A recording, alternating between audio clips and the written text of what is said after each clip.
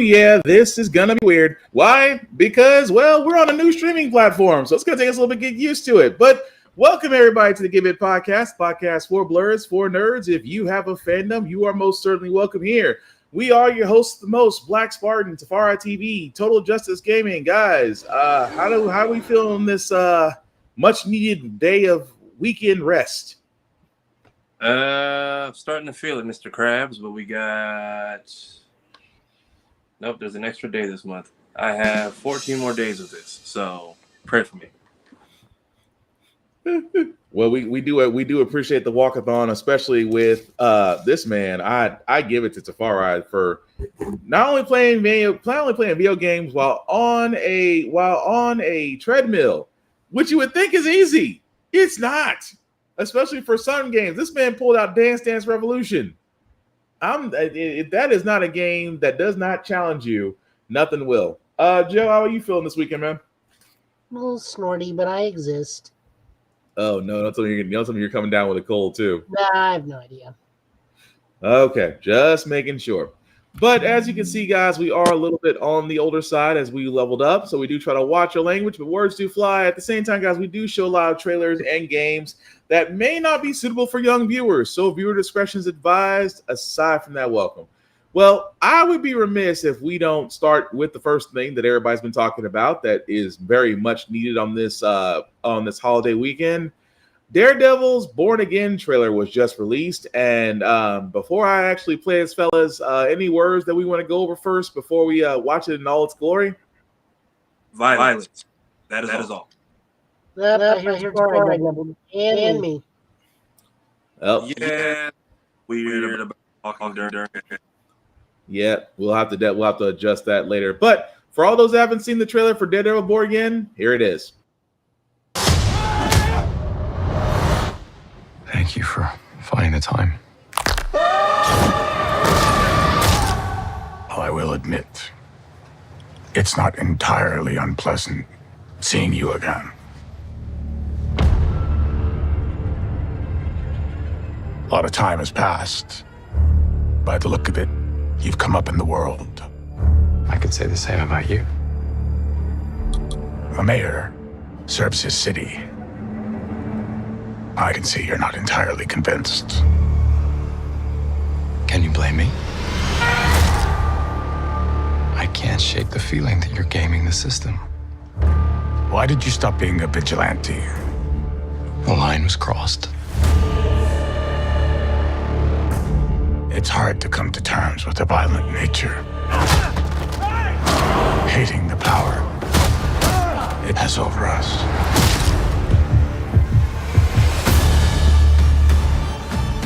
This city can't go unchecked.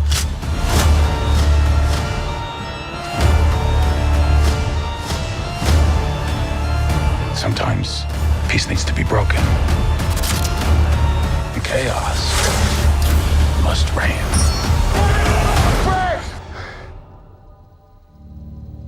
Am I putting the hatchet down?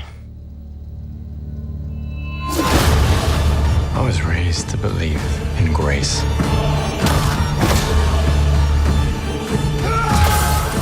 But I was also raised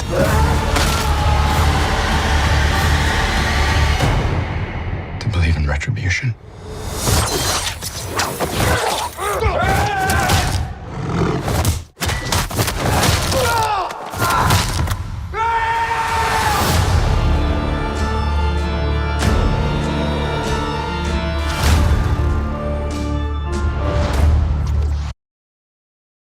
All I can say is I know it's been a word that's overused quite a lot, but absolute cinema.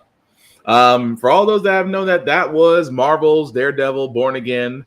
Again, the anticipated new series, if you guys remember from the Netflix version, which again kind of set off this whole thing of bringing back Charlie Cox, but you did see him in No Way Home, reprising his role as Matt Murdock, and now we will see him on Disney Plus in 2 months.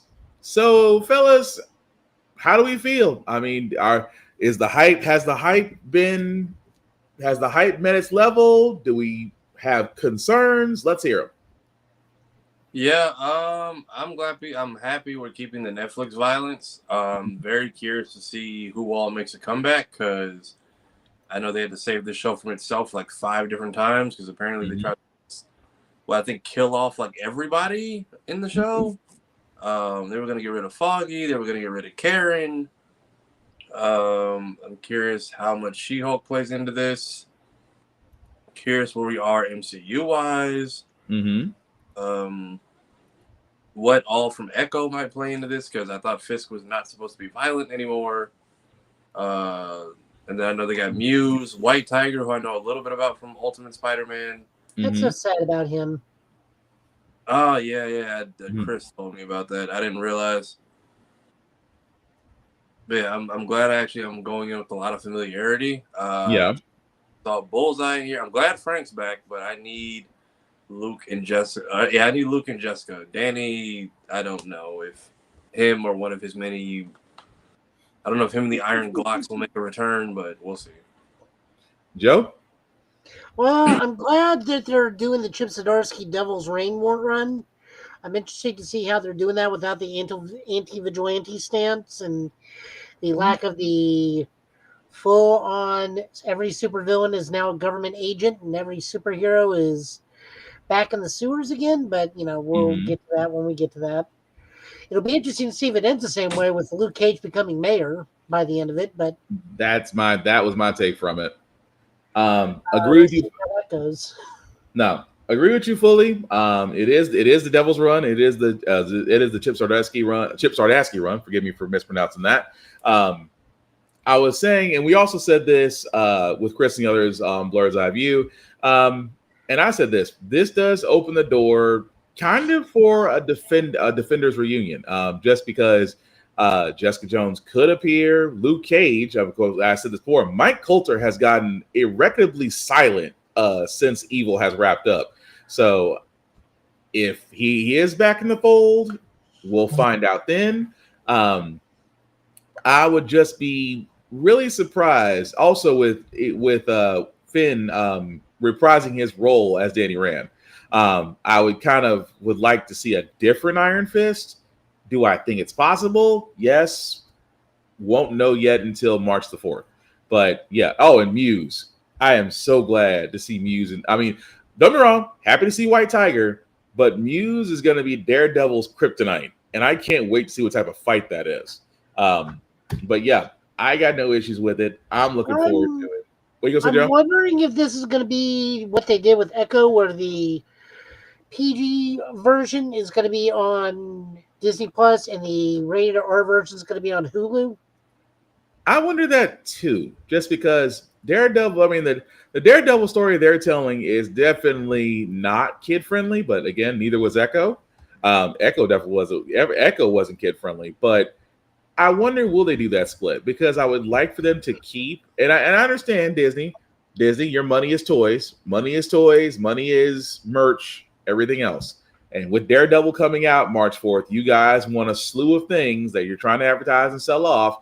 So I know it's hard to say whether or not they are going to advertise this to where it's safe enough for kids to get a hold of. But again, the target demographic is older, is our generation.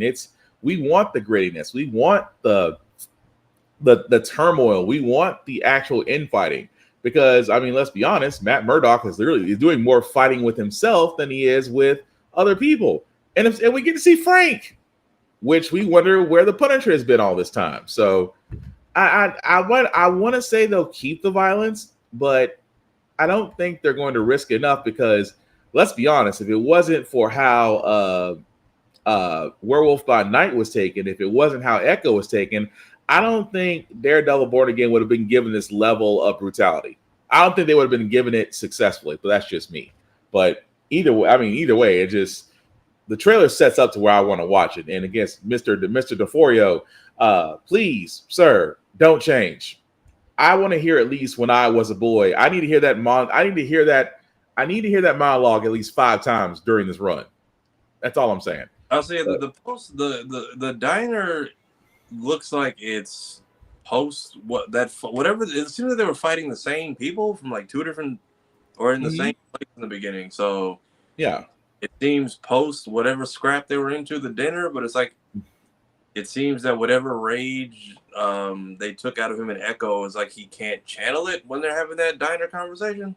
Seems like it. You can tell he's uncomfortable, but it's like he can't kingpin at that moment. Right. I didn't take it as him losing his rage. I took it as him Echo removing his childhood trauma. Okay. That's So, another. like, I mean, still, I mean, that lessens his anger, but like, Yeah, it's this. He can be angry about other things. it's Yeah. like the He fight. just moved. She just let him get past that wall thing he had going on. Now he can True. be angry about a whole new slew of things, That like is true. having his memory wiped of Daredevil's identity. I was gonna say about Vanessa getting attacked because every time Vanessa got hurt, woo. I would say because there he's. It looks like he's in a dinner date with her when he gets attacked. So I'm like, that could be what allows him to fight at that moment, but it could be that he can't do it always. But yeah, Mhm. would he forget Daredevil's identity because of No Way Home? No, somebody else does it. Okay. I think Bullseye was in there too. Yeah. I'm curious if we get a No Way Home reference or I who would all, like. I what want all. to say we should. If it's all operating within the same, if it's all operating with the same universe, I like to think we should. I'm curious to see what he remembers or references at all from that case because Hmm. going to court against She-Hulk, and then he's got 5 variants of costumes. So Well, he's remember at the end of the movie, no one knows Peter is Spider Spider-Man, Man, right? and the right. whole point of the case that brought on Matt was that Peter was Spider-Man. Right. So I'm curious, like, does the case get dismissed, like, just disappear? Does he remember It that? just disappears. I would have to think disappears because I mean nobody's accusing him. Nobody's accusing him. So It's I would think that. also the New York judicial system. Do you have any idea how long that thing's going to be in limbo, anyways? Literally.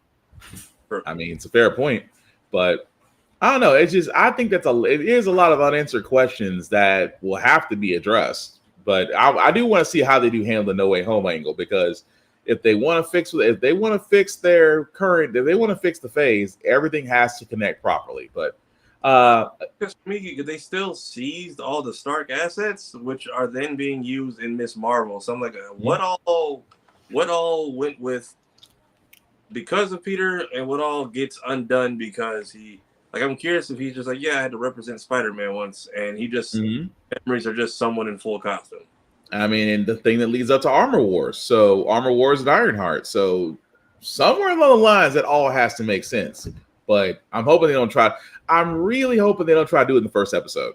I don't need that. I mean, let it. You can explain it away, but you don't have to just gun through it in the first episode. And be like, okay, now you caught up with the rest of the world. Do But we know if this is the Hand attacking them or not? so what? Do we know if this is the Hand attacking them or not? I feel like we'll be done with that. I feel like for the sake of new writing staff and wanting to make their own waves, I feel like they won't touch the Hand. I feel like anything from the past that isn't a character will be Yeah. I could see that writing room being like, do not touch anything from Netflix. We want to like. No, actually, Yeah. I kind of want that because if they do, that means they can do the spin-off with Punisher with Jason Aaron's run on Punisher, him involving the Hand and becoming the new demon of the Hand. And that would kind of set that up for Elektra and Matt to be taking over the Fist. So it makes a good point. Like I said, I'm just curious to see how it gets done. Granted, we gotta wait another couple of months, but hey, I've waited for 10 years for video games. I can wait 2 months for a series. But any other thoughts, sir? Any other thoughts, guys, before we go on to the next one? This is a longer show, isn't it? Like it's like a lot of episodes. Help me out here, Joe. 15 or 18? 18, I think. I also want to know which costume we're getting. Are we getting like the Shadowline costume? We getting the Daredevil costume? Clearly, the only costume I think is off the board is the white costume. Yeah. I doubt we're going to hell at the end of this series. I don't know if we're gonna get the Shaolin costume. I wouldn't be against it. No, not the Shaolin costume, the Shadowland. Yeah, Shadowland. Did I say Shaolin? Yeah. Sorry, Shadowland. My mind and brain went two different directions. I wouldn't mind the Shadowland costume. I really wouldn't. But I kind of want. Well, no, he couldn't stick with She-Hulk when he had the yellow, when he had the black, and he had the red and yellow. He had the yellow and purple. Yeah, so I doubt he'll have that. Well, he had a helmet, so it was in there. So yeah, the helmet was definitely there, but I just don't know if they're going to go that route. But I'm just curious. But I guess we'll have to wait till March 4th to find that out. But speaking of things that we found out for Evo, because they bought it, it's keeping going, and Evo does happen August the 1st to the 3rd. But what's interesting, guys, is the lineup. Just to go really quickly over this, the lineup for Evo 2025: Street Fighter 6, Tekken 8, Guilty Gear Strive, Grand Blue Fantasy versus Rising, Under Night in Birth, Sid Celeste, Mortal Kombat 1, Fatal Fury, City of the Wolves, Marvel vs. Capcom 2. Also coming into the new extended lineup, which they also mentioned, Rivals of Ether, Virtua Fighter 5, King of Fighters 15, Grand Blaze Battle Blue, Killer Instinct, and we have 2 question marks. So, although I would love one day to go to Vegas and love to take my shot at trying to play these games at Evo, are we surprised, guys? I'm just going to throw this out there. Are we really surprised that we're seeing Marvel vs. Capcom 2 and Virtua Fighter 5 and surprisingly Killer Instinct in the lineup for 2025? Or is this just should be accepted as part of the norm for what the slot of games we have right now? May I? Go ahead. I'm hearing myself on your end. All right. Okay. No, still here. No, I'm not confused by any of that. I'm confused by Mortal Kombat 1 is in the top 8. That's I mean, if it were up to me, I'd be swapping the Virtual Fighter to help Virtual Fighter 6, right? Or Virtual Fighter 1, whatever we're going to call it, and move MK1 down because it's not there for it anymore. I mean, true. I'm still surprised about Fatal Fury because Fatal Fury comes out April 27th. Thank you. So, it still has a lot of time. But I guess not 2 to 3 months.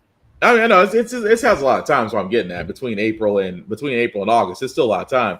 But Marvel vs. Capcom 2, I mean, since the arrival of the Capcom Fighting Collection Pack that actually had that game, is it Capcom's way of gauging whether or not they want to try another hand at this or just stick with what they already have? No, they just want to see how many people get frustrated with just long between now and then. Damn. The Wizard. Don't get Wizard. I'm sorry, Tafara, go ahead. Are they running which station? I can very having this draft. Try that one more time. It was breaking up on our side. Is it? Are we good? Yeah, you're good now. I was saying console. Nintendo.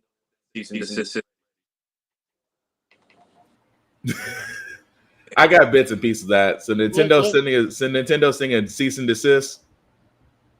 All right. Hang on. Let's do this. Let's see if that doesn't help. Try it now, Tafara. I switched on my mic. Oh, he switches mic.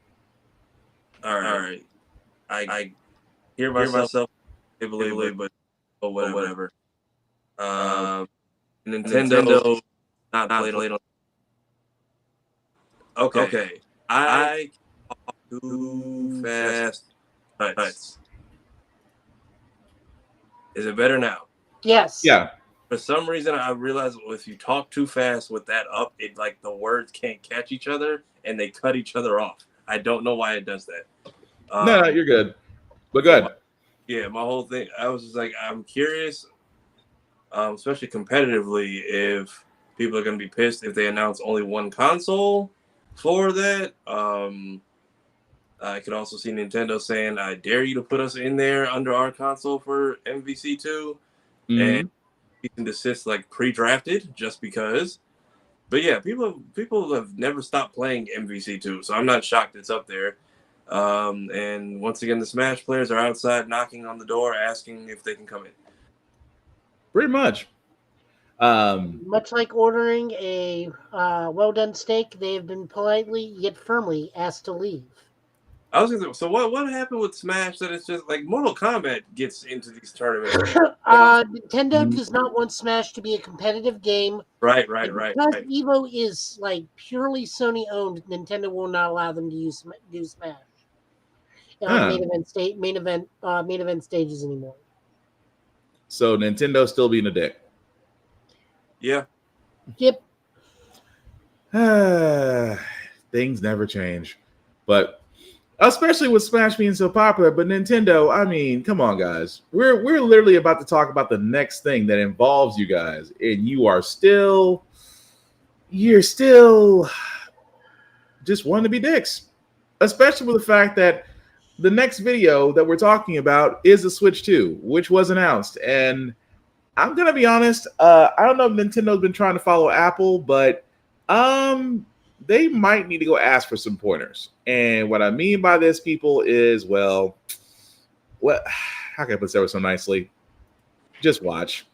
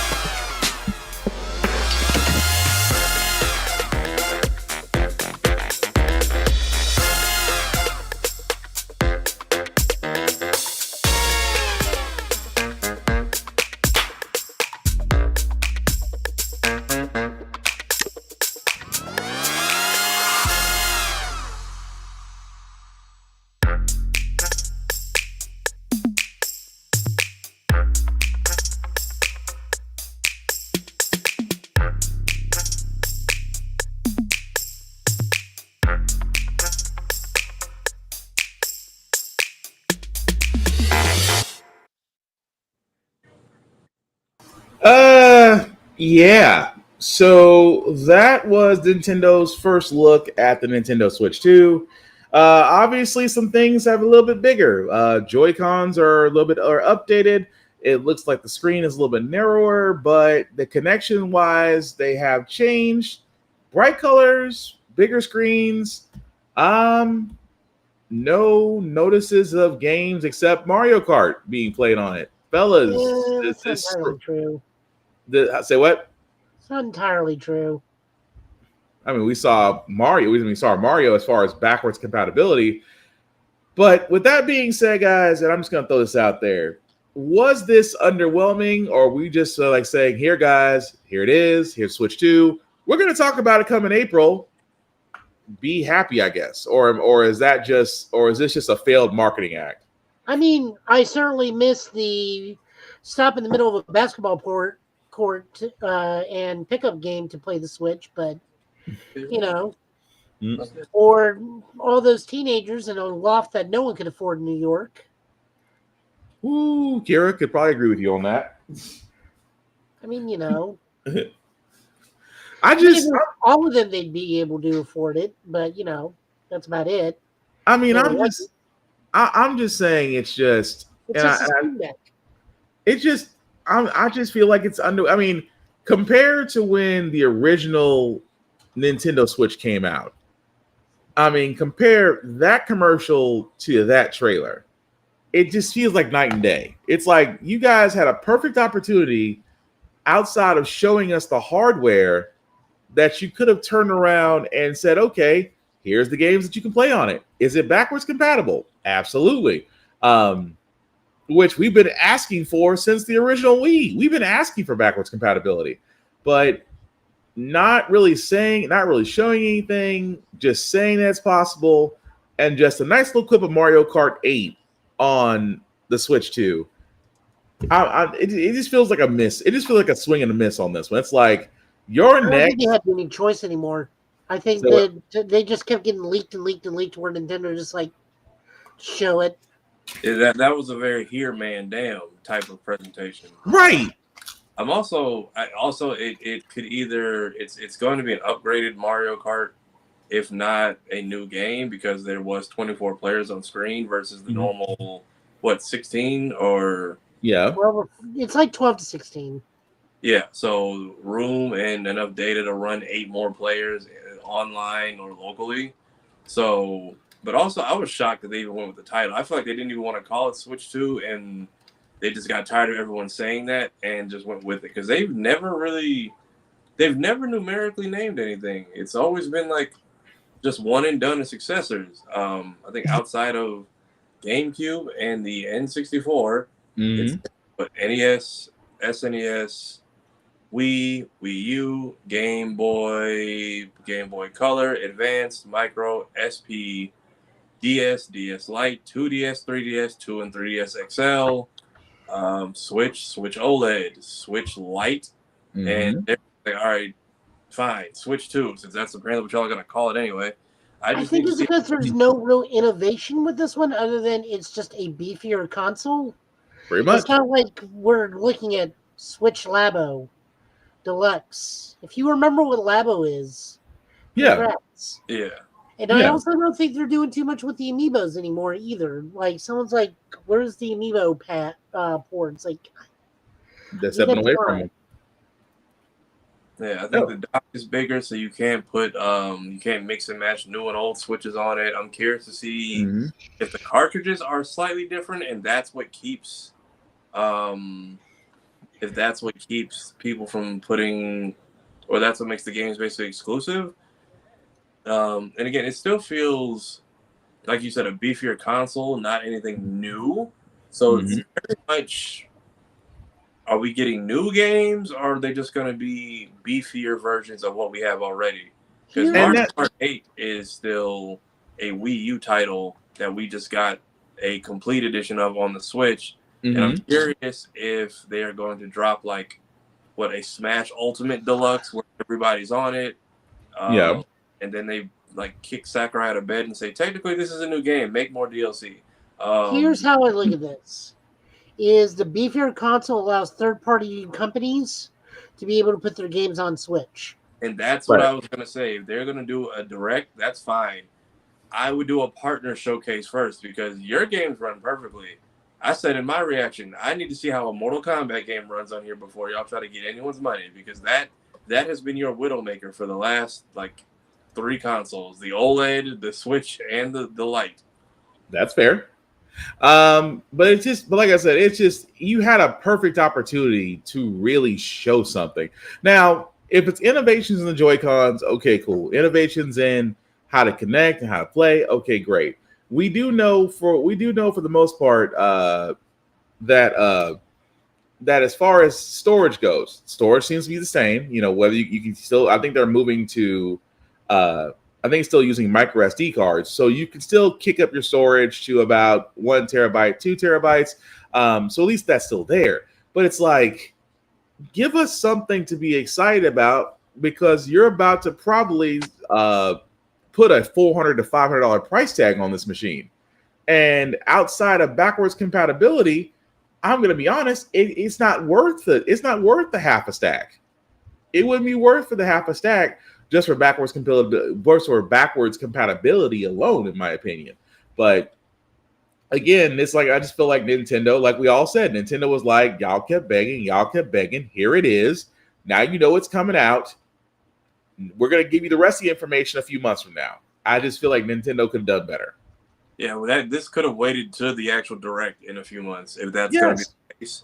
I will say magnetic Joy-Cons because I haven't had it, but I have heard. I mean, kids don't know their own strength, so I can get it. People can break the clips on the little sliders. I did see that they have the little caps you can put on the Joy-Cons. I did see apparently there's a mouse mode they can do now. Mm-hmm. I do hope we get other color variations, or if other people try to make their own. I hope they're less. I hope they're not super like cease and desist like they were before the first time. Mm-hmm. What else was it? Yeah, also because this all got. Unfortunately, I found all this out through CES, and it's like if you wanted to keep that information locked down, probably don't give the specs out or the patents out before you ready to make this announcement. Because what is it? I think one of the people that make like cases, Genki, who makes like cases, had one out there, and they're like, "Hey, we didn't get this illegally, so." Oh yeah, CES had more leaks this year than any other year, but no. But I agree. Nintendo could have sat on this, and just waited till April the 4th and announced it, and then give us the whole spill. Not just give us something and say, okay, you guys are right, now leave us alone. But again, digress. But moving right along before we get over to our next couple of trailers, guys. PlayStation Plus catalog update. If you guys don't already know, Facebook. Say what? We live on Facebook? Yeah. Oh, I didn't know. Yeah, because it shows the icons here on Okay. Yeah, so far so good. Streamlabs hasn't let us down quite yet, but once we figure out the audio issues, but that's not on them. But PlayStation Plus game catalog, guys. For January, God of War Ragnarok, Like a Dragon Gaiden, The Man Who Erased His Name, Atlas Fallen, Reign of Sand, SD Gundam, Battle Alliance. Let's see what else. Also, Medieval Indiana Jones and the Staff of Kings will launch on PlayStation Plus Premium if you have that. Really quickly, God of War Ragnarok. Who hasn't played it? That itself. Hey, thanks for watching, boyo. But anyway, Me. I have not played it because I think games right jump more than 2 feet. Say what? One more time, Joe.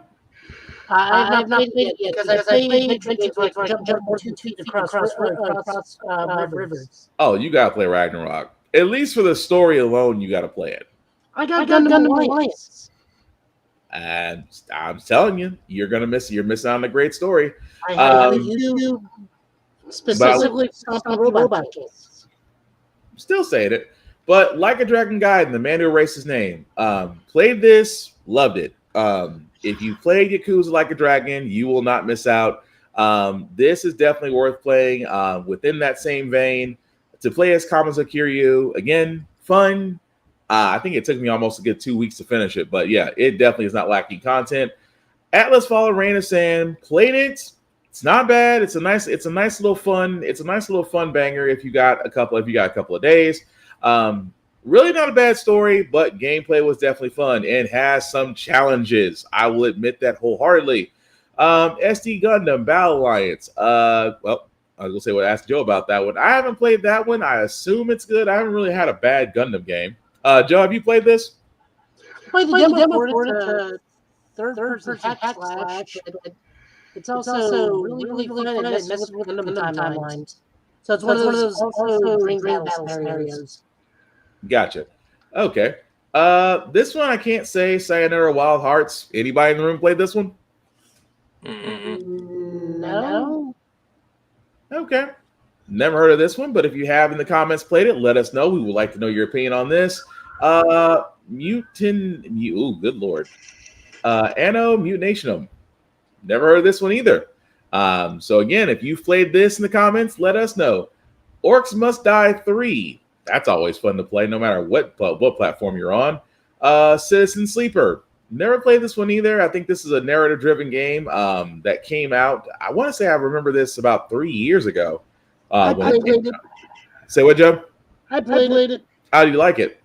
It's interesting. It's a narrative game that your narrative is dependent on your dice rolls and dice management.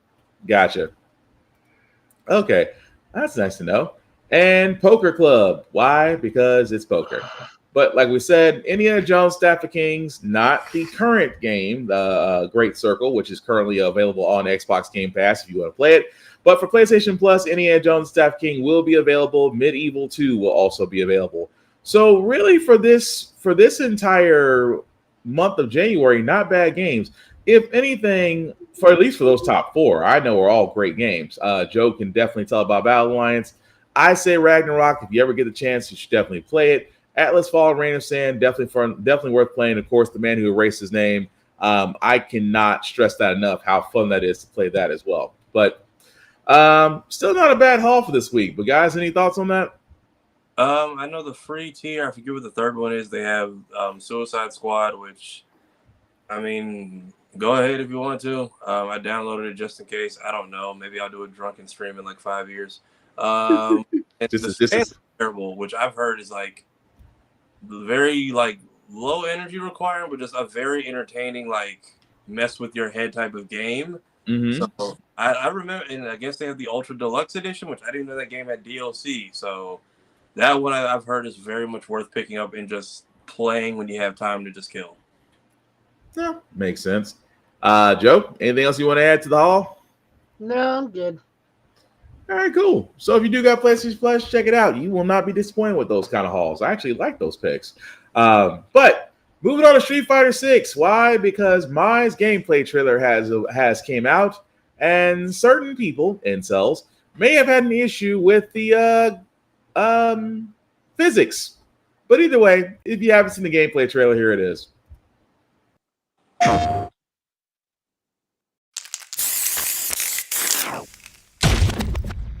Hey everyone! Get ready to feast your eyes on the strongest Shiranui fighter around! Yo, Nipponichi!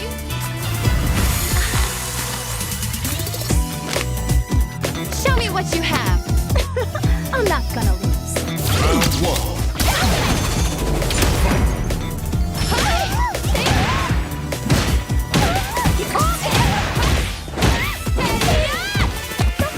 Stay down. Really now? You shouldn't keep a girl waiting.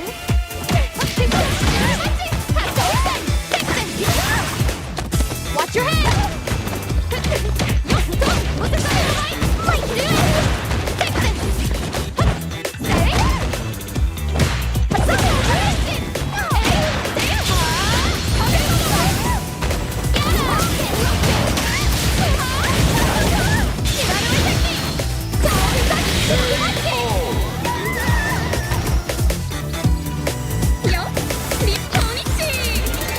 I am the pride of the Shiranui.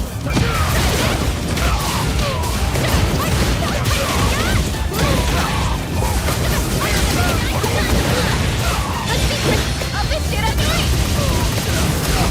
Hello there. Locked in.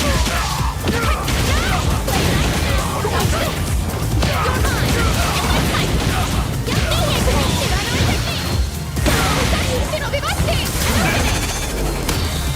As predicted. My turn. Feast your eyes. Floating like a butterfly, stinging like a bee.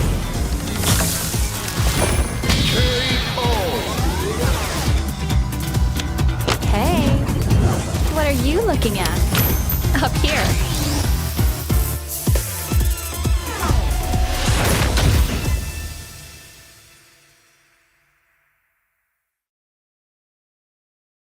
Okay, so that was the My gameplay trailer for Street Fighter 6 as she wraps up the fight in year 2 of Street Fighter 6. I'm gonna be honest, I wasn't the biggest My player.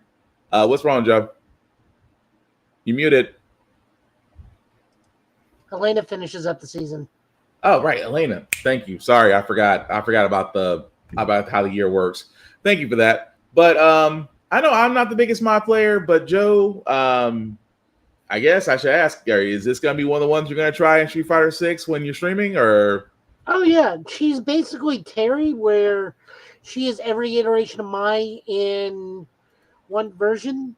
And she also has the install from the new City of Wolves game come out, which is why she has the on fire status that leads to all those flaming effects and extra hits, and the fan being unblocked becomes an overhead, falling overhead. Mm-hmm. Also, her taunt is actually very damaging. They put out her taunt today with DJ, and it's a callback to the animated movies where she gets up on stage, does this big thing with fireworks, and if you hold it long enough, there's this multi-hitting fire attack on them and can kill. I'm really looking forward to it. Big Mai fan for the longest time. KOF Women's Team 95.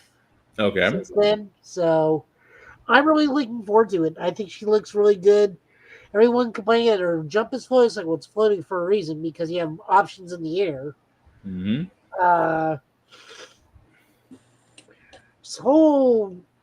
She seems like she's going to be a lot of fun. I'm not a tier person, so I couldn't tell you. Gotcha. Where she is. Do they give a date? When she be available? Yes. Did not say, but let's do a quick look up while you're doing that. Because I'm gonna be honest, I had to think about that. Did I play with her on Fatal Fury? And I don't think I did, so I can't say for now she actually worth playing. Also, it looks like supposedly she'll be available February 5th.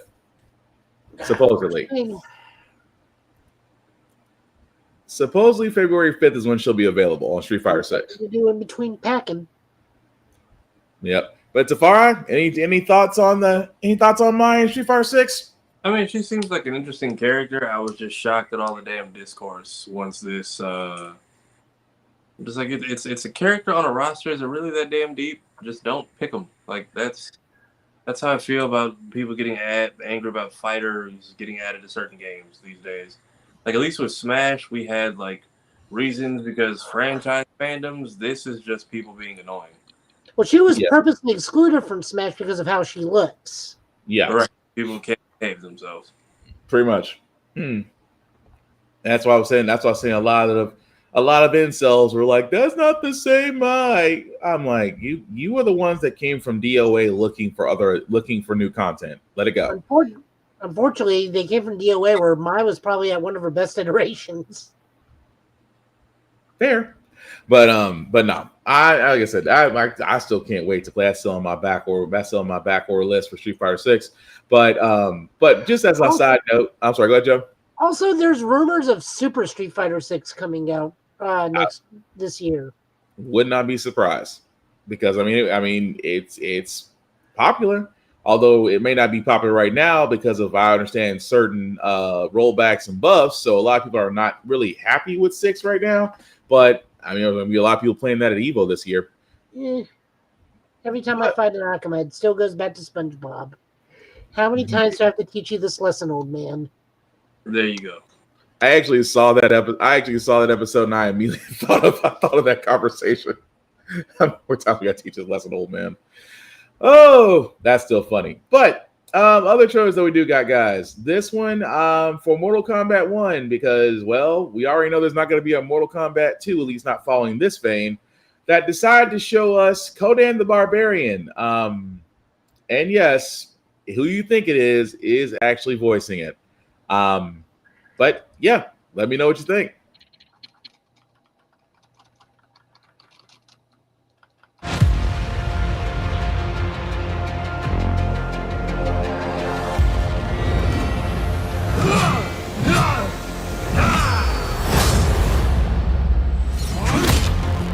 What grieves me most is that you murdered my pets. Pets? They were monsters.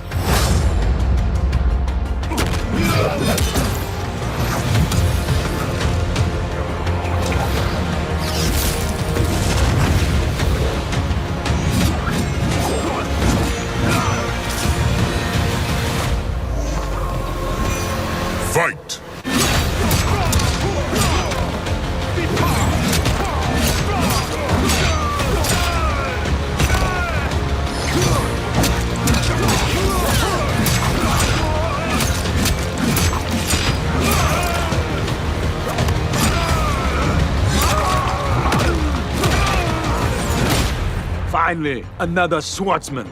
You seem way too excited for this fight.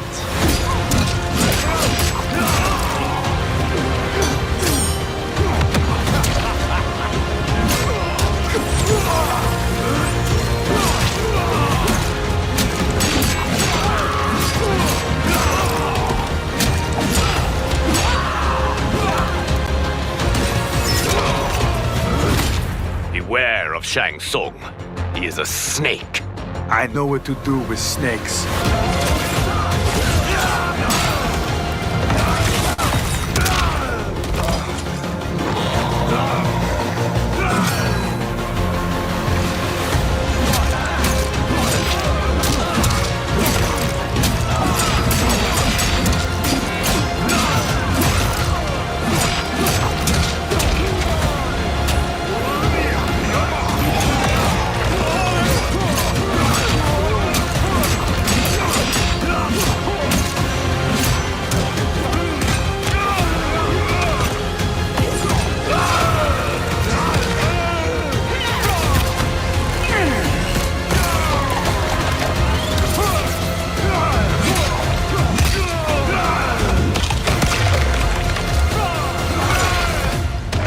Finish him.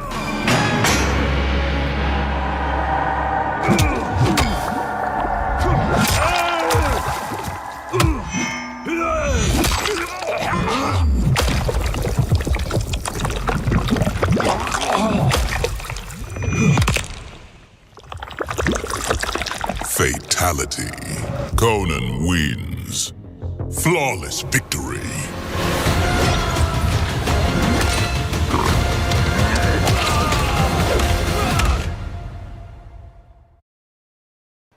All right, fellas. So that was the trailer for Mortal Kombat 1 Chaos Reigns with Conan the Barbarian. As you can see, being a part of this for Mortal Kombat 1 Chaos Reigns, I'm gonna throw this around the room because I'm gonna be kind of honest. I am not impressed. I feel like is it me or he has like a weird swing speed for a swordsman? Like it seemed like it wasn't fluid. Like I get he's still like he's fighting like a barbarian who happens to have a sword. Mm-hmm. I think he's a decent character to add in, but it just that was the weird thing. It just his animation seemed off to me. And it's just I'm sorry. Go ahead, Trafar. Yeah, I thought they said they couldn't get Arnold to voice him. I thought that was somebody else. No, it's Chris Cox. He also did Arnold as the Terminator in MK11. Right. Oh, I think that's who I was thinking of. And then cool, but this is the end of DLC content for them, right? No, we got the T1000. Yeah, that's the last one. Right. We do got another one coming. Yeah, but it's just I just can't get past it says Tusk. Yeah, but it's Tusk on fast forward. I disagree. I think it's Tusk on rewind. Tusk from Killer Instinct, 2016 is much more fluid. The He-Man character from that knockoff toys fighting game is more fluid than this one. I know what you're talking about.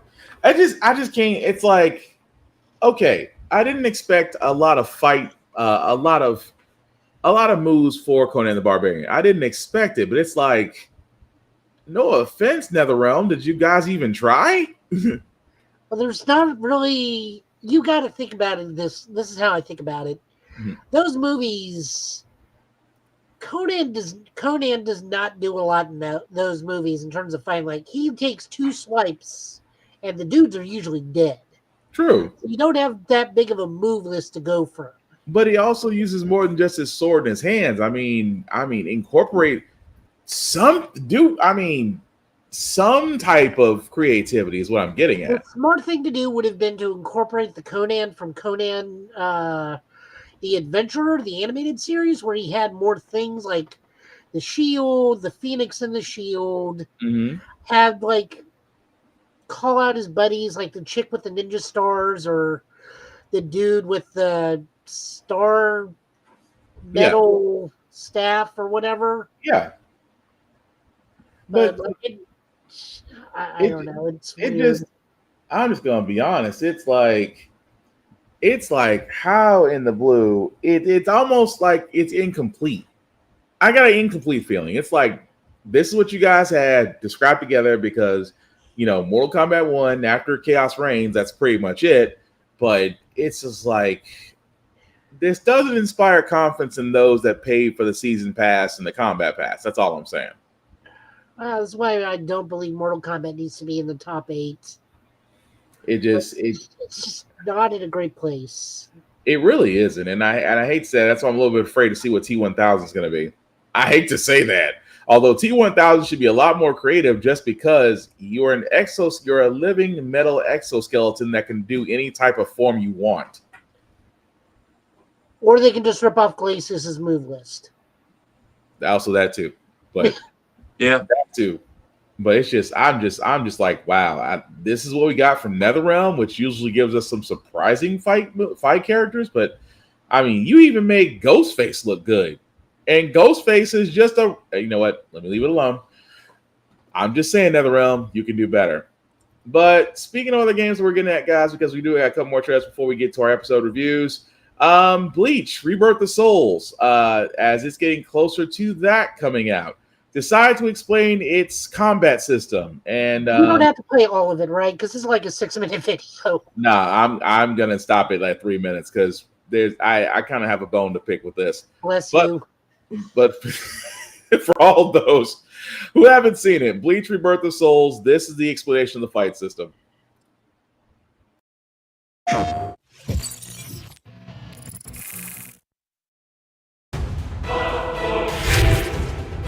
Each swing of the sword is a reflection of the soul, a manifestation of emotion, and a path to true strength. Even when obstacles block your path, let your sword define you as the victor.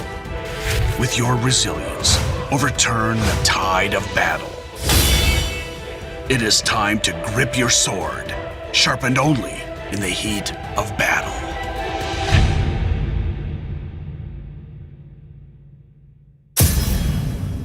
Bleach: Rebirth of Souls is the ultimate fighting action game where swords clash, strategies shift, and the tide of battle turns in an instant. Zanjutsu, Hakuda, Ho-Ho, Kido, and the sword Zanpakuto, each wielding unique powers. Soul Reapers master these techniques to dominate in battle. Let's guide you through their legendary combat styles. The foundation of sword combat lies in mastering gaps and strategy.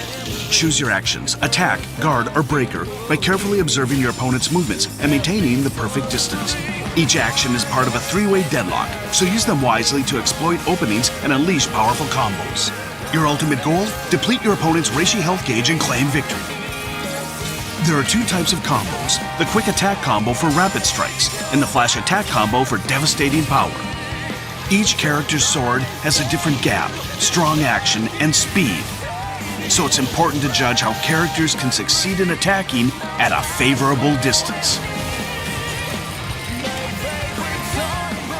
Heat up the battle with reverse actions, powerful moves that can be unleashed by consuming your gauge. Utilize chain reverse moves to seamlessly follow up your attacks. Blow away any opponents with a burst reverse. Soul Reverse recovers Reishi automatically over time and enhances the step. Turn the tide of battle by extending your combos with Follow Up Ho-Ho and Counter, which evades attacks and strikes your opponent from behind.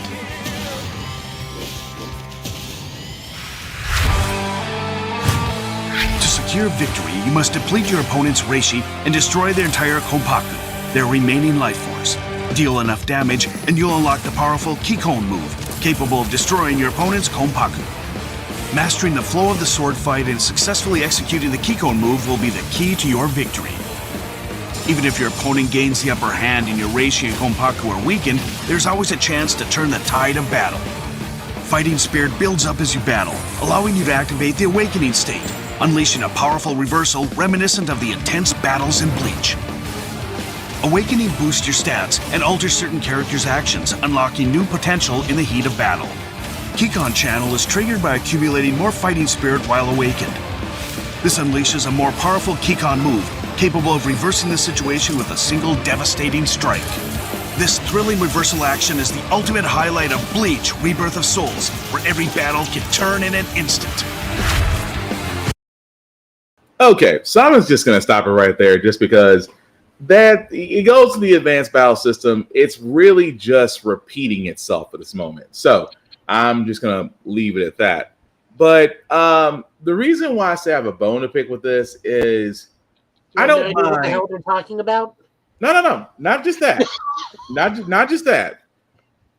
I feel like you should let the gameplay of an actual match explain itself, because it really it's almost as if, okay, for all those that's played fighting games or played any type of games, you have a tutorial first. You have the option of either taking it or not taking it. That's what you want in a video game. You don't want it in a system trailer. Now, I get that you want to explain parts of the fighting system, but again, let your gameplay explain it, and people will either make a decision up out of it.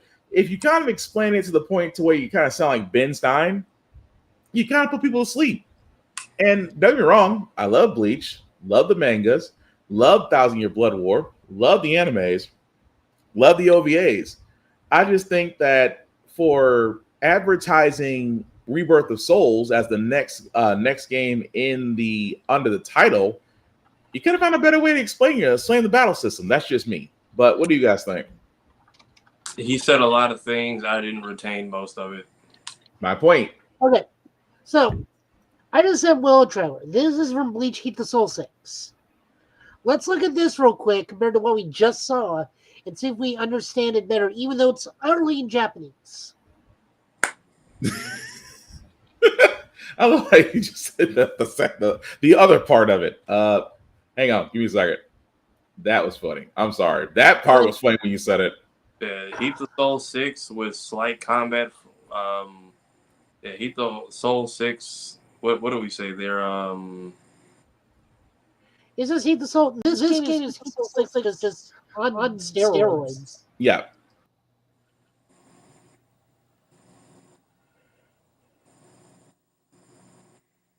Good old.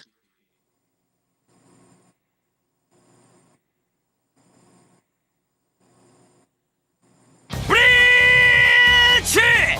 よう、みんな元気か？黒崎一護だ。待たせたな。ヒートダソウルシリーズ最新作、ブリーチヒートダソウル6、ついに出るぜ。レディー。プレイステーションポータブル専用ブリーチゲームの最高峰。ヒートダソウルはブリーチのあの興奮をそのまま楽しめる 3D 対戦格闘ゲームだぜ。くれ。やるようになったの。今回ストーリーモードのボリュームがすごい。死神大後編から最新シーズンまでファン待望のテレビアニメ全シーズンの収録を実現。フル 3D で忠実に再現した名勝負の数々。俺たちの戦いの歴史を体感してくれ。お前これ謝れへんぞ。キャラクター数もシリーズ最多の70以上が登場だ。死神をはじめバイザード、アランカル、エスパーダも参戦。敵同士味方同士あらゆるタッグバトルも可能。ブリーチの全てがここに集結だ。ぼやぼやしてんなよ。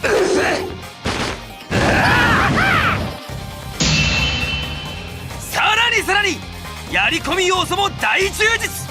チャンピオンシップをやり込むほどにキャラクターカスタマイズの幅が大きく広がるぜ。お気に入りのキャラクターを強くしてブリーチの歴史を塗り替えろ。一気に片をつけるぜ。このわしと戦う気か。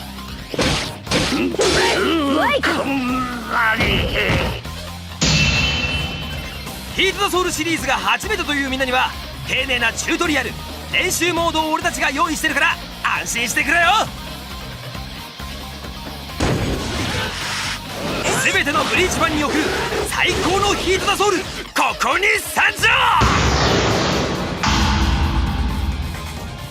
プレイステーションポータブル専用 3D 対戦格闘ゲームブリーチヒートダソウル6、5月14日。 Now look at this. I can understand a word old boy said. And yet that trailer was more interesting than Rebirth of Souls we just watched. Yeah, Heat the Soul 6 and the Wii game. It's Heat the Soul 6 on launch with the combat system of the Wii game and the story of the PS3 game. Because why in 2025 are we stopping at Aizen again? Like I can't stand I still think the Fullbring arc was absolutely useless. But we could at least go there. I mean, we could. But I'm sorry, Joe, what were you gonna say? Oh, I was just saying, like, the trailer just shows, like, hey, we got 70 characters. We got story mode. We got tournament mode. We got character customization. We got what if mode. We got tag team mode. We got tag team supers. At no point in time did we ever hear, like, you got to get his Kompaku down to, like, half to manage just to get things like, no, if you go I feel and like you train, didn't say it half just said, those. Yeah, I feel power like up you with the didn't hit say a half. transformation button. What? Sorry? So what's far? I'll say yes. With your heritage, I feel like I don't share it, but I can tell he was butchering half those words. Like he went in, did one take, it was like, all right, that's it for me. But my bad. That's how they should. Yeah, we'll go with that one. No, it's just. But again, I see the point Joe is making. The correlation. You can see Heat the Soul 6, and it's like, okay, I want to play it. Don't get me wrong. Will I still play Rebirth of Souls? Yes. Did it need the long introduction of the fight system? No. There were other ways you really could have done that. Right into it and highlighted some of the best stuff from those modes. Pretty much. That's also that game is 16 years old now. Still, and yet it did better than a trailer that just came out yesterday. I'm just saying. But once they got into advanced combat, you could have that could have been its own video. Sparking gave us like 50 trailers, and we liked all of them. Yes, and I love that you brought up Sparking, Dragon Ball Sparking Zero, just because just today they dropped a DLC pack called the Hero of Justice pack. And if you haven't seen this or you haven't seen Dragon Ball Superhero, you might want to mute this or come back in 2 minutes.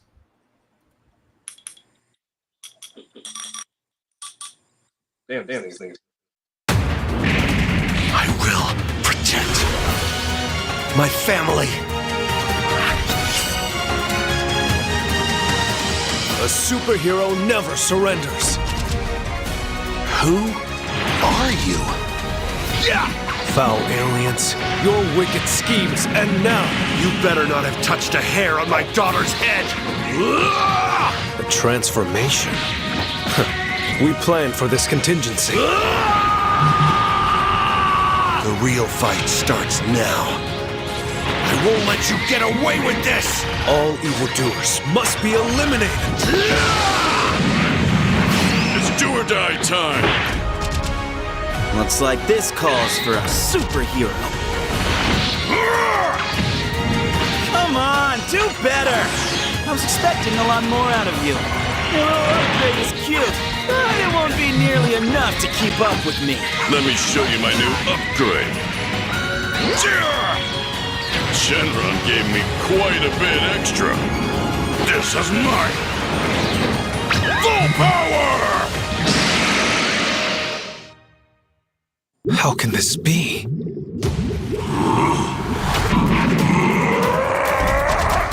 As a fellow creation of Dr. Hedo, it is my responsibility to stop you. There's no choice.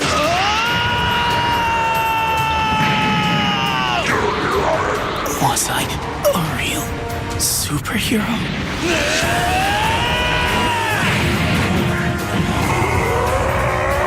I'll take it from here.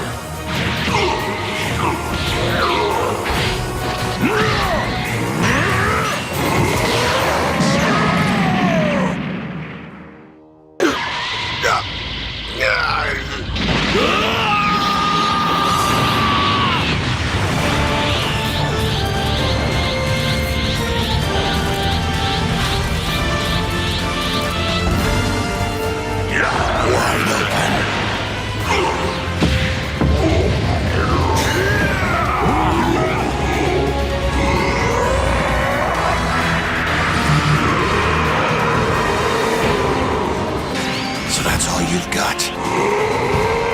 I'm giving this everything I've got! Take this! Special beam cannon!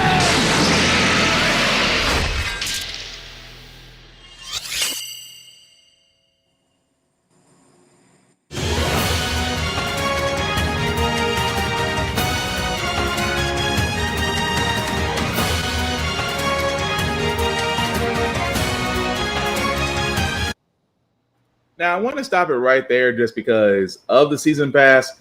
Of course, with Dragon Ball Sparking Zero, which is already out, DLC 1 is Hero of Justice, as you see right there. We do get the four forms of Piccolo, including Mountain Dew Piccolo, Cell Max, Beast Gohan, and of course, the other three versions of Gohan and the other two Superheroes 1 and 2, along with costumes, 3 custom battles. The one thing I was going to really point out is that DLC 2 and 3 seem to be surrounding Dragon Ball Daima. Yeah, that makes sense. Say what? That makes sense. Like I can see DLC 1 being Goku, Glorio, Vegeta, and Ku, and then DLC 3 being like level 3 Vegeta, Otani 2 3, Do, and then whatever the final boss is going to be. I can see that too. But Tafari, any thoughts on it?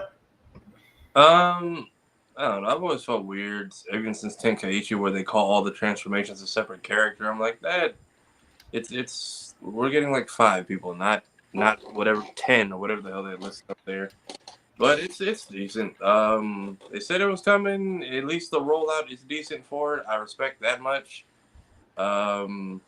Yeah, I think Sparking did just fine sales-wise. I don't know why everybody tries to act like concurrent Steam players is the measurement of a game these days. That part. But yeah, it's fine. People will play it. People will like it. I think Shueisha, whoever handles the manga, is holding those new forms in a chokehold, though. They refuse to let those see color. But that's the thing that bothers me. It's like you said, just really quickly, because of how many players are playing a game does not determine its success, especially Steam-wise, because Steam is only able to play games that are only on Steam. It's just like Helldivers. It's like Helldivers 2 all over again. Helldivers 2 had a great number of subscribed players. Then they tried to institute PlayStation needing verified accounts. PC players got mad. PC players stopped playing Helldivers 2. Helldivers 2 sub count crashed. Oh, Helldivers 2 is a terrible game. And yet, turn around, they're just now going into their now second DLC, and the player count has increased. So it's really irrelevant because, again, if you have a great game and you have developers that actually listen to their community, people are going to play it regardless. But yeah, I just can't stand folks using Steam subscriber counts to decide if a game is successful or not, because that just means that you're trying to do instant gratification when it takes time in certain games that you're still working on to actually reach potential. Don't believe me? Cyberpunk 2077 is a great example. Everybody hated it at the beginning. Now, people can't stop talking about it and still doing multiple playthroughs. But again, I digress. But Joe, anything you want to add to the Sparking Zero? No, not really, because like I said, Far pretty much says like we were getting 5 characters. Truthfully, wants to have Gohan have the giant the Drew Carey glasses on his base form. Damn, I can't unsee it now. Now I can't unsee it. Drew Carey. That was my thing. I'm like, what's going to be the difference in moveset between glasses and weighted gear on and off? I would say nothing, honestly, outside of the fact less punches. Maybe. Although Beast Gohan, that's going to be fun to play with. Although everybody's like, but is he on the same level as Ultra Instinct and Perfect and Alter Ego? Yes. Yeah, to an extent. To an extent, right. We're talking divine forms versus unknown territory because of Gohan's hidden, Gohan's hidden potential. Yeah, I need to read that last chapter still. We had a 6-way brawl between three full blood Saiyans and 3 half breeds. Yep. Gohan, if he powers up to the point of almost losing it, can hit Ultra Instinct Goku. And Super Saiyan Broly is strong enough to go toe-to-toe normally with Beast Gohan. That's still crazy, isn't it? Considering the fact that we used to use Brawly as the measuring stick. Still, I'm sorry, that still sticks with me because Brawly used to be the measuring stick. The Gentle Frog Ninja Giant is the strongest. Because he has no limit. But he's also a frog. Huh? He's also a frog. Yep. Oh, yeah. He's also a frog. But the last trailer we got, guys, kind of curious about this one because this was a Microsoft one that released the Blood of the Daywalker. I'm going to be honest, it is parts that I have an issue with this that, you went 80% cinematic and 10% gameplay. Is this the Blade game? No. Similar, but you'll see what I mean momentarily. Why is it called Blood of the Daywalker? I know. Blood of Dawn Walker. I call it Daywalker. Just roll with me.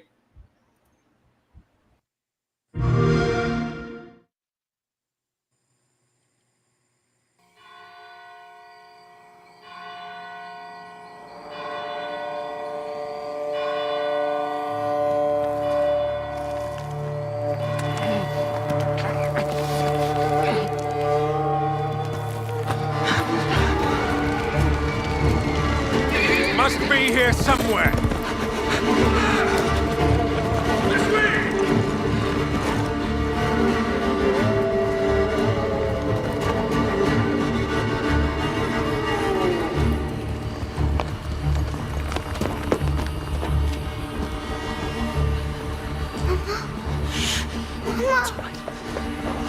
It's all right. Lunka! Don't hurt her! You gave us quite the chase, young man. Please, sir. She's just a child! Roderick, remind me, did I make an exception for children? No, sire. No. That would have been foolish, would it not? They spread the plague just as well as adults. And there's only one way to stamp out this sickness. No!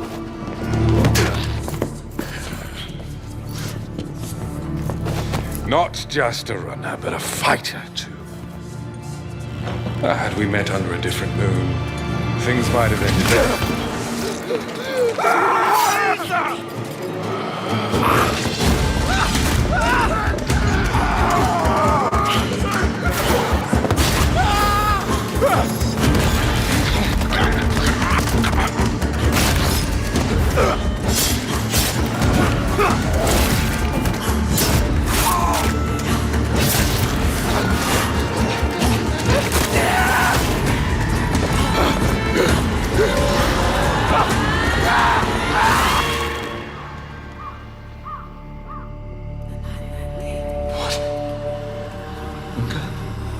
Lunka!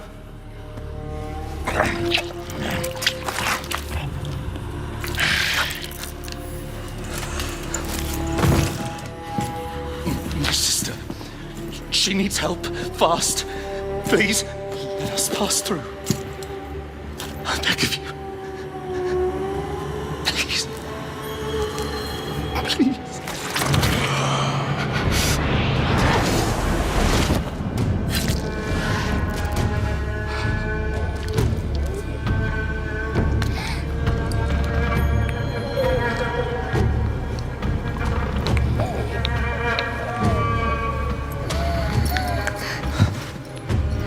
I don't know. How? I am life. I am death. I am everything in between. I have been watching your little valley. Pestilence, famine, killing, blood spilt carelessly like water. Things will be different now.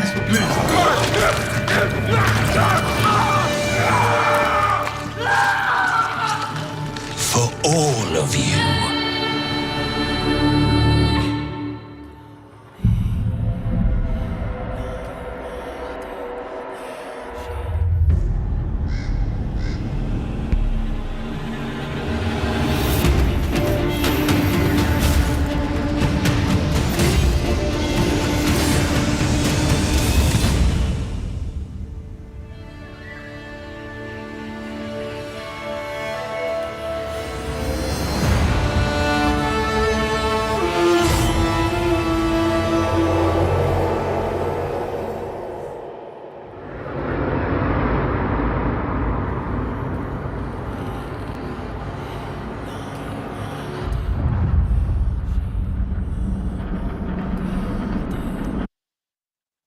Okay, so that, guys, was the trailer for Blood of Dawn Walker. Like I said, 95% cinematic trailer, 5% of actual gameplay. This is the part where I'm talking about where I get it. You want a game to show Xbox. Xbox needs a win right now, considering the fact that they just can't seem to get ahead. But like I said, it should have been half gameplay. It should have been half sim and half gameplay. You didn't need the whole backstory, which really should have been a part of the game itself. But will this keep me from not playing, or at least be more finding more about it? Absolutely not. As the gameplay reveal seems to be surrounded about the summertime, so I'm guessing it's going to be around Summer of Games or another Xbox developer direct that might be a part of this. It's just that outside of this and Rebirth of Souls, do we just feel like they're not getting it right when it comes to trailers now with new games, or is it just me? I mean, the cinematic was fine, but yeah, it just, if that's all we're gonna get for gameplay, you could have kept that till the gameplay trailer was actually ready. Like, announcement trailer, fine, but it's an interesting concept. But yeah, just let me know you actually have stuff to show off with the mechanics. I don't need a teaser to then go to another teaser months out. My thoughts exactly, because again, it's like, what are we like? What are you really talking about at this point? That's how great the graphics are. That your pre alpha footage looks awesome, but it doesn't reflect the true product of what you're putting out there. At the same time, you're kind of giving us a little bit Soul Reaver, a little bit Assassin's Creed vibes out of all this. But yeah, Joe, what do you think? It's fine. This is not my thing, but this will definitely hold over those people that are still waiting for Elder Scrolls 6 that was announced in 2016. True. I mean, I want to give it a shot. Like I said, it seems an interesting concept because, when's the last time we actually had a decent vampire game? Because I don't think the Blade game is like the same. The Blade game is kind of like the Blade movie. GTA 6 has a better chance of coming out than that does. But like I said, it could be better. Like I said, between that and Bleach Rebirth Souls, it just seems like it could be better. That's just my opinion. But that also being said, guys, we do have a couple of reviews to go through before we get to our comic book pulls. I did want to bring this up because Joe had me hooked on this, so I blame him entirely for this. Sakamoto Days, which is now currently available to stream on Netflix. I think episode 1, I think now episode 2 has become available, if I'm not mistaken. Tomorrow. Tomorrow. Thank you. But episode 1, again, I haven't read the manga. That's on my list to read it. So I have no idea outside of what Joe has told me as far as the premise of this. I'll put this way, just to sum it up really quickly. A hitman that retired and basically had kids and a wife, but his life has caught up to him and an apprentice, which he surprisingly befriends easily. But at the same time, the skills that, everybody thought he didn't have, he really does have. Because I'll just say this, and then I'll throw it to everybody else. The man stops chopsticks. The man stops bullets with chopsticks, and does it in smooth fashion. But for me, first episode, loved it. I'm hooked. What do you guys think? Go ahead. We're double again. Oh, I got you. Try now. I'm very far in the manga, so I'm kind of half watching it because I know way too much. But it's what if John Wick and family ran a convenience store and then shenanigans. Fair. And we have a grown-up Anya from Spy Family, because he is apparently mind-reading or clairvoyant, psychic to some extent. Yeah, it's clairvoyant. Okay. And it has a connection to the WWE. Alexa Bliss will be voicing I don't know if she voices the wife or she voices the Triad Girl. The Triad Girl. Okay, there we go. Oh no, I am hooked. Like I said, between Sakamoto Days, I have to go back and read the manga, but as far as the first episode, definitely hooked on that. again, if you haven't seen it, episode 1 is available on Netflix. Episode 2 will be available tomorrow. I know on Netflix it might be like 3 a.m. or something, depending. But I know, Joe, did you want to cover Skeleton Crew from Star Wars, or did you want to leave it be? It was fine. I didn't really enjoy the finale. It was kind of just nothing to me. Like, I understand a lot of people really liked it, but to me, it's just like, call in the X-Wings. We win. Yay. That's all it really was. That's really all it was. I mean, to me, that's all it really was. Like, there was no big, like, turn, or no one learned, like, a big lesson. It's just, couldn't call it the X-Wings. They know how to fight pirates. Okay, because I know the last time I saw it that, Jude Law's character was picking up the lightsaber, and it's like, he's not a Jedi, he's Force sensitive, so that, it does explain his imperative to the Force. There is some other stuff in there, but it's just like, on the surface level, I was not impressed. Things that did impress me. Kineko Man, Perfect Large Number arcs restarted. Season 2. Really good. Red Ranger in Another Universe. That thing's golden. That is great. They are doing some really great marketing. Like, they are actually marketing the actual Sentai, which is Adhesive Sentai Kizu Ranger, because they repair the bonds broken by thing. It's great. It's like a whole Band-Aid and everything. I think they're going to actually sell the Megazord and the Hench Embrace. I just have distributor. I did watch the first episode. It was interesting. Because I'm like, I kept thinking in my head, how much of this has went by Ham? Well, Saban doesn't own it anymore, but still, the fact that you're really getting away with telling a Power Ranger story without actually calling it Power Rangers. This is like the 3rd year in a row where we've had a good Sentai anime. Or a good tokusatsu anime. So, this one in particular, like, he pulled out the cannon. It's like Marriage Gatling, First Date Spray Blast, Proposal Heavy Beam. Just the name. The name. I know, I love it so much. And the fact that they actually do call us, like, no one stand behind him when he transforms. It's terrible. It's terrifying. That poor little mage girl. I was going to say, Tafara, you haven't had a chance to watch it yet, have you? No, I didn't catch the finale yet. I'm behind on almost every show. Same way. But yeah, definitely did enjoy that. Like I said, not really too much left. I know we did cover, in our big catch-up episode last week before we did catch up on a lot of the season enders. But Dragon Ball Daima also actually had an interesting episode. I kind of had to go back and rewatch it because a lot of it kind of flew over my head. But Joe, you said it was setting up for other parts in the story, right? Yeah, we're in the first Demon World. All 3 Dragon Balls are practically one spot now. We are introduced to the not quite Ginyu squad. That was still funny. Yeah, that was great. Beerus's people? No, the 5 elite guards for the Demon King. Right. God, I sound terrible. Yeah, that's right. Yeah, they have their own Ginyu squad, kind of.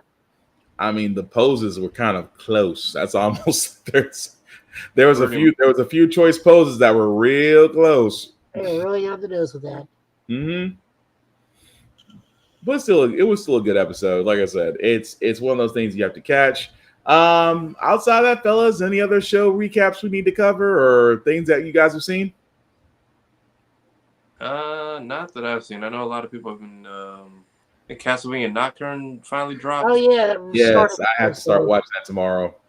I know a lot of people telling me to check that out, so I might go through that one this weekend. Yeah, that definitely did drop, and I can't. And knowing Netflix, they'll probably. I don't know if Netflix dropped the full slate or they sit there and win one episode at a time. I really don't know that. I know the first time they went the full slate. It could be the same thing for this one as well. Yeah, I think all 8 are out. Yeah, I think it's all. Cool. So that gives me something to watch this weekend. Oh yeah. Nearly the entirety of the Macross franchise dropped on Hulu. Who left the vault open? No, this is so that people can get introduced to Macross proper. Like the only thing that's not on there is season 1 Robotech Macross and the movie version Do You Remember Love. Other than that, Macross 7, the OVAs, the movie Macross 7 Dynamite, Macross Frontier, its OVAs, its 2 movies, its short film, and then Macross Delta, its 2 movies are all on Hulu. Subtitle. Also, somewhat minorly edited in certain weird areas. Define weird. They cut out a kiss, but leave like full frontal nudity in Macross Flashback 2012, which is just a music video compilation movie for Do You Remember Love with new animation and Mid-May getting ready to go on the Mega Road 1 to go into space. Yeah. On her farewell concert. That's so like it's weird, but I mean it's a good music, good gorgeous thing shown. It's just super weird their editing choices. Oh, also Macross Zero is on there, both OVA and movie version, and Macross Delta OVA and movie version. Huh. Well, that's good to know. At least that's plenty of stuff to watch from there. Since Disney is basically encapsulated everything, so that makes sense. But yeah, any other shows or news or anything else, guys, that we missed that we need to catch up on? Oh yeah, Disney. We don't need a Gender Swap Holes reboot, and Warner Brothers. I don't know if you saw Skeleton Crew and said, "I think the fuck not," but we don't need a new Goonies either. Like they're trying their hardest. They are trying their hardest. Doesn't that say Gremlins 3? Yep, the pending script. New Goonies and another. I don't know. The original director's back, so I kind of have some faith in it. But do we really need another Goonies and another Gremlin? Oh, excuse me, another Gremlins? Gremlins can be fun. It could either be the original one where it's a dark horror comedy, or it could be a light horror comedy like Gremlins 2. See, I mean, you're not wrong. It's just that Is it necessary? Thank you. Is it necessary? I mean, that's the part I struggle with. Is it necessary? Because if it's necessary, okay, I it is. I accept it. It is what it is. But it's just, do we really need it right now? That's the big thing. It's like, do we really need it, or are we just, is it just a part? It's just par for the course. That's the way I feel about it. I know I sound like an old man that's just like, do we really need other Gremlins? Do we really need other Goonies? I'm used to the originals. That's just me. It's hard to top Gremlins in New York. That's all I'm saying. What were you saying, Tafara? Save it for next year because Marvel's got a heavy slate for this year alone. So good luck with that competition. Right, but I'm just saying. But aside from that, anything else, guys? I got nothing. Joe? No, I'm good. All right. Well, with that being said, guys, we're going to go ahead and move on to our comic book pools. Again, we are working on a new platform because StreamYard said run your pockets, and Streamlabs said we'll take you. So, again, guys, a lot of stuff we are going to be updating since we're on a new platform. But again, if you are in the Middle Tennessee area, definitely check out Rick's Comic City, Nashville's #1 go-to place for comic books, for mangas, collector's items, Funko Pops, you name it, they got it. 2 locations, Nashville, Tennessee, and Clarksville, Tennessee. Let them know the guys at Get Bit sent you. It does not get you any discounts, but again, they show us love because I have our faces on their television. So we definitely want to send people there because, again, it's an experience. Sure, you can go to Barnes and Noble. Sure, you can order from Amazon. Sure, you can read comic books online. But the thing is, guys, going to a comic book store is an experience that should be shared by all, not just on Free Comic Book Day, but we still want you there anyway. So definitely check out Rick's Comic City if you are in the Middle Tennessee area. If you are not, please support your local bookstores. Please support your local comic book stores. Please support your local libraries, guys. These are places, especially libraries. Libraries carry the most up-to-date comics, mangas, and video games. I found that out just last year. Libraries carry video games. So, again, support these places, guys, because they definitely need your patronage. They also need your dollars. They need your help because, let's be honest, these places are disappearing and you will miss them when they're gone. So support your local libraries, support your local bookstores, support your local comic book stations, local comic book stores. Although if it is a station, cool. But guys, give your support, give your dollars. You will miss them when they're gone. But Joe, I see that you got comic books up, sir. So whenever you're ready. Yep, we're looking at Spider-Man number 65, The 8 Deaths of Spider-Man. This is written by Derek Laney with art by Kevin Walker and inks by Kevin Walker and Wade Von Graubradger. Pete's had enough of the Cinerak business and quits. Just because he just can't take it anymore. Coulson, who is the new version of Death, because the original Death became a new Infinity Stone, and has made Coulson the new version of Death, just like looks at Peter's life, and he's like, okay, no, this kid's had it really hard, and he didn't need to see what I was shown. Really, like, everyone's trying to talk Peter out. I was like, no, I'm done. I'm done. I'm tired of this. No, that last issue did him. That last challenge to relive despair 1,000 times over, I quit too. Well, he says he's fine with the old ones because he understands it, but it's like the new deaths that got him. Yeah, that was the fact that he's used to. It was a funny part when he was telling the person, "Well, I'm used to holding weight," and she's like, "Not like this." And reliving everything, Jesus. But again, that's just me. Yep. Next up, we got Miles Morales, number 29. Written by Cody Ziegler, art by Danielle De Nucleo, and colors by Brian Valendia. This is just the continued fight between the champions of Bastion and Nonce, while Nonce keeps screwing with Miles as the fight goes on to teach him lessons and morals and stuff. The whole fight. Literally the whole fight. Anansi did screw with him though, but oh god, yeah. But he is a trickster. So again, the fact that he wanted Miles as his what do you call him? His herald? Avatar. Or did he call him, thank you. That was interesting. I had to sit there and be like, dang, how many times you gonna keep on screwing with his head and not let up at all? Bass is like, would you just let them get on with it? I don't want them here. Bass, yeah, she was pissed. She was beyond pissed. But yep, no, fair point. Next up, we got Ultimate Wolverine. This is written by Chris Condon, art by Alexandra Cappuccio, and colors by Brian Valencia. New Ultimate Wolverine, where Wolverine was taken by Russian Weapon X to hunt down mutant splinter cells, and ends up killing two very prominent X characters in this book. That was different. That was really different. And the fact that Wolverine hasn't said two words. Yeah. It's almost like he's the Weapon X thing. It's almost the Weapon X story. And I was like, okay, I don't know if I really like this. So, but at the same time, him taking out those two characters, that was interesting. But I'm willing to give another issue just to see if we're going to have a silent Wolverine or are we just going to have a different kind of Wolverine, considering the fact that technically he's supposed to be dead. But I'm down to read issue number 2. Yep.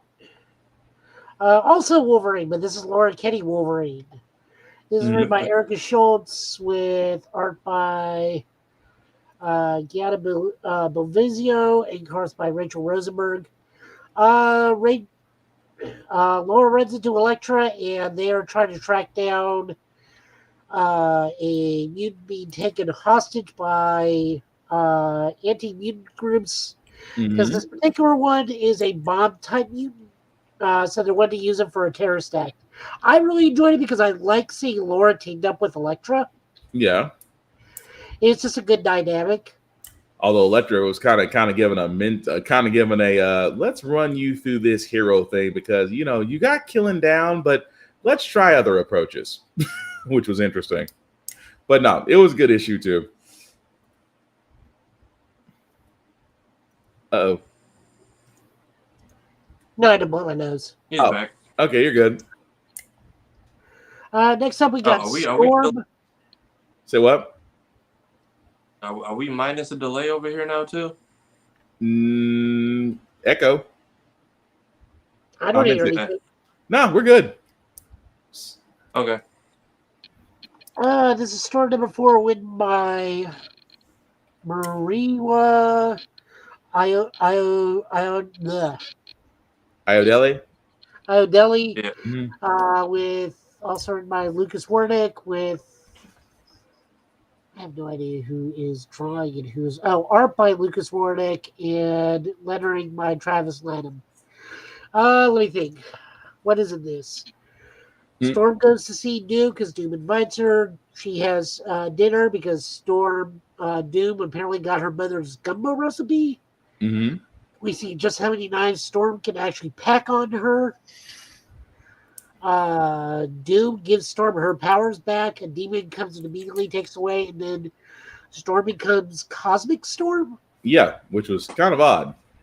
Kind of odd that, I mean, I guess they're still going with the voice of soul, which would explain her cosmic powers, but I like the fact that Doom, if say what you want about Doom, he does dinner etiquette well. Yes. Oh, the food's not up to standard. Bring the chef out. We're going to immediately draw and quarter him. Pretty much. You can't say he does. You cannot say he does not go for Michelin star food service. He is Doom.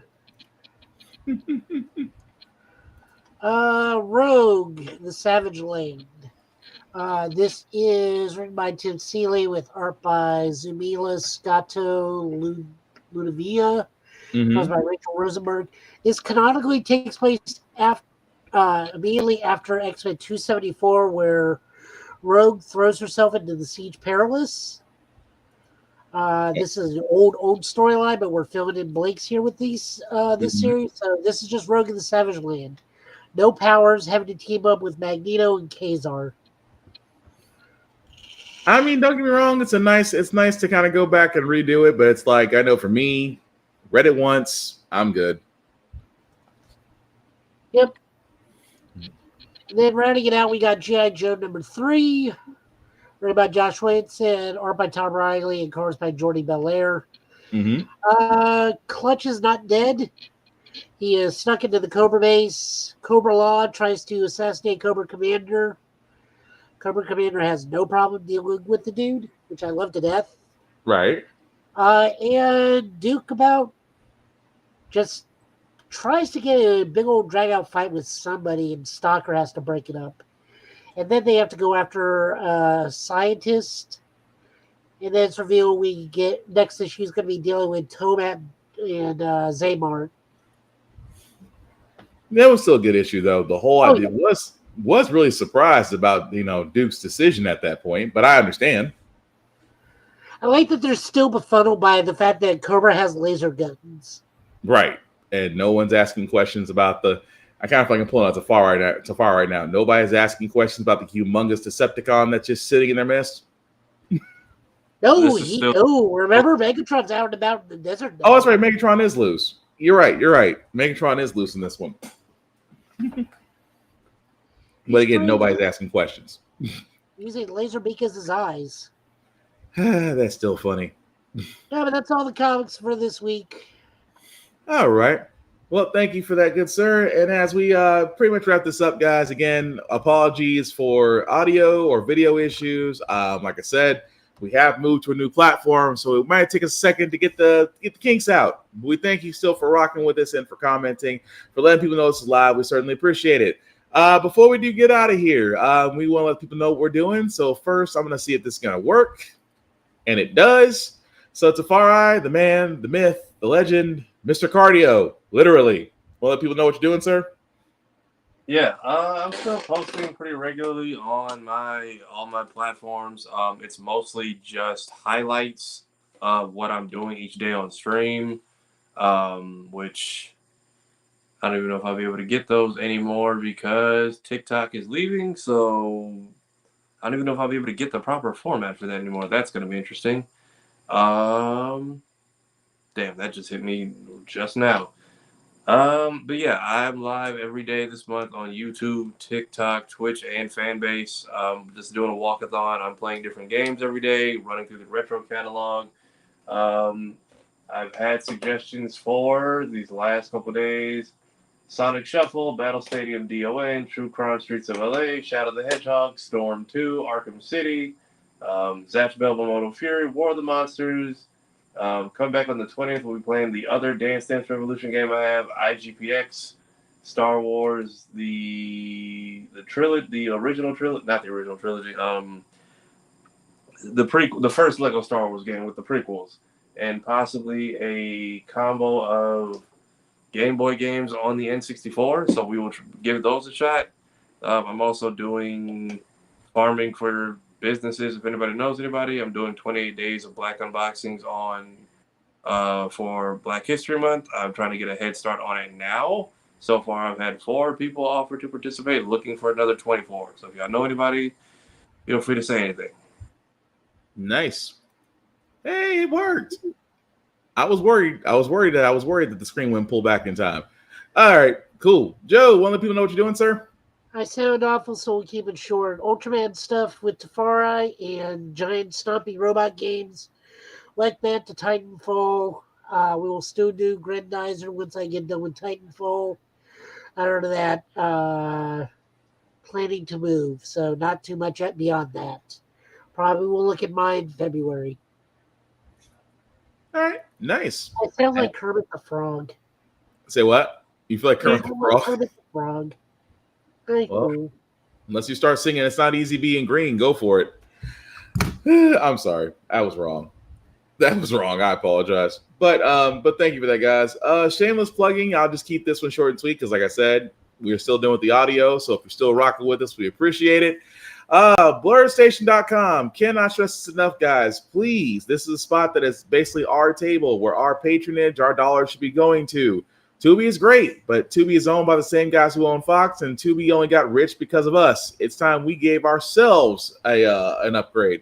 So again, if you can, check out blurredstation.com, hit the join now button, select the Blurred's Eye View Affinity membership, select myself, Black Spartan, or Tafara TV, or anybody there. It is $10.99 a month to view Blur Station, $10.99 a month to view and stream it. After 36 months, you get a chance to own a piece of Blur Station. It's never been so easy to own a piece of a media network. But definitely check out blurredstation.com. It is the table that we've always asked for. Speaking of another table, APR TV or alwayspressrecord.com. Why do we talk about this show? Because shows like Blurred's Eye View, shows like Gibbet Podcast, shows like How the Frack We Got Here, and many other shows are available in this network that you can view on your desktop, on your computer, and your smart device via the APR TV app. Again, another table for us, by us, for us to enjoy. So simply put, guys, download APR TV to your smart devices and enjoy the streaming because, again, we'll thank you for it because we simply cannot do this without you. As for myself, guys, I have to put myself on there. There we go.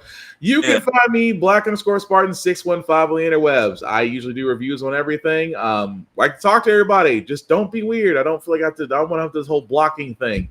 At the same time, guys, the podcast can still be seen where a podcast can be seen or heard, whether it's Spotify, Apple Podcasts, Google Play, or pretty much everywhere. We try to be everywhere. Like, share, subscribe, follow everybody here. Because again, your support is what we need right now. I know I'm not saying this simply because TikTok may or may not disappear by the 19th, but again, when one social media app goes down, another one comes up. They're basically hydras. But for us guys, we would love to grow, and we would love to grow with you. But like I said, it sounds like PBS, but we simply cannot do this without you. That being said, guys, we should be back here next Friday. Same Get Bit time, same Get Bit channel. I know for a lot of us, it is a holiday for Martin Luther King, which was on January 15th, but it'll actually be observed on Monday. Please, guys, educate yourselves. I cannot stress that enough about a civil rights icon and also those in the civil rights movement. Again, libraries, wonderful things. But take a chance to rest and relax if you're off. Get some peace because, well, there's something else happening on Monday, and we're not going to talk about it because we don't want to ruin your weekend. So with that being said, guys, we will definitely be back here again. Be nice, be kind, wash your ass, share your fandoms. Don't be a dick. Any last words, guys? Oh yeah, we are doing sponsorships for BlurredCon. So if you or anyone in the nerdy space wants to advertise, on the website, live stream button you can click, and you can buy a tier or something, helping facilitate that. So we have cool stuff to offer because last time we just filled a lot of the gaps with me and my old content, and I know that can get old fast. So if you'd like to actually fill the void with whatever you have to sell or operate with, that is there. Nice. Anything from API, Joe? I mean, it's Chinese. It's Lunar New Year, so we got stuff going on. We forgot to bring up the big three things that happened in wrestling this week. Yeah, I mean, it was a cold. I won't say it was a cold day, but we'll probably cover that. Besides WWE and TNA having a partnership, Penta actually debuting on Raw on Netflix, and I'm missing one. Vince is looking to buy a wrestling company again. Oh dear God, it's like The Empire Strikes Back. Anyway, we're gonna leave you guys out. We're gonna leave it on a good note because my God, Vince buying another company. Anyway, he's been Tafari, he's been Joe, I've been Will. This has been the Give It Podcast, guys. Again, please take care of yourselves, each other. We will all get through this. Please watch out for the colds. Cold flu season is up. Peace, guys.